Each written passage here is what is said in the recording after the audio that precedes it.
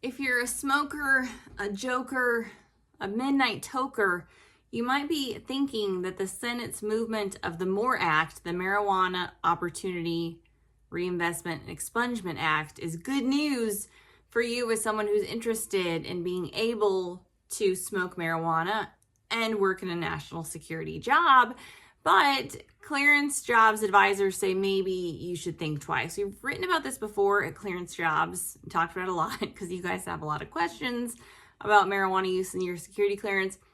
Ramped up with the Biden administration having to kick out some White House employees for this very reason, folks who are using marijuana and drugs while holding a federal government position. Big no-no currently. They got the boot. So the question comes up, if the MORE Act makes marijuana legal, which potentially it could, that's a big if, but it still could. If that makes it legal, does that mean that's opened the door for security clearance holders? We've cautioned about this already in the past, saying just because it's removed from that list of controlled substances doesn't mean you should go racing to your local dispensary and picking up some marijuana products. Suitability guidelines are actually different than the criteria, adjudicative criteria. So if it was removed as a controlled substance, we wouldn't see it being an illegal drug. So marijuana use then would fall under a criteria that would probably be allowable under the adjudicative guidelines. The issue again would be the suitability criteria for the agency you're working for. We already see this with CBD use.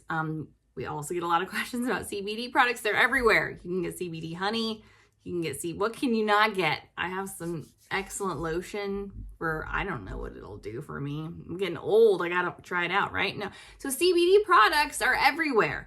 But the DOD has created its own prohibition saying, hey, just because a CBD product is okay to use does not mean service members, DOD, just say no to the CBD.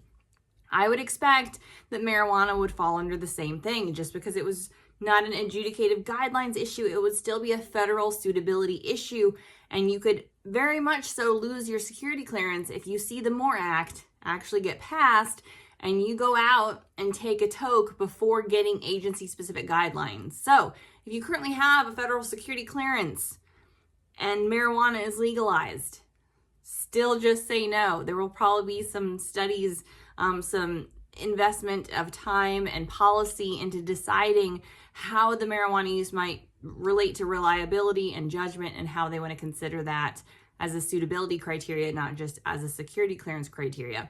It could be great news though for applicants. We've already seen the passage of time criteria certainly minimized, but it would definitely make it easier.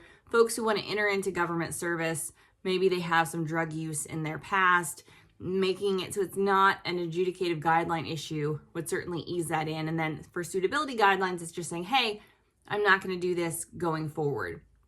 So again, it might open the doors for federal employment for a lot of new people. That would be a good thing. But stay tuned. And again, stay tuned to what your agency guideline is, not just what you're hearing on the top news headlines. So for more about drug use and your security clearance and how to mitigate drug use if it is a part of your past, visit us at clearancejobs.com.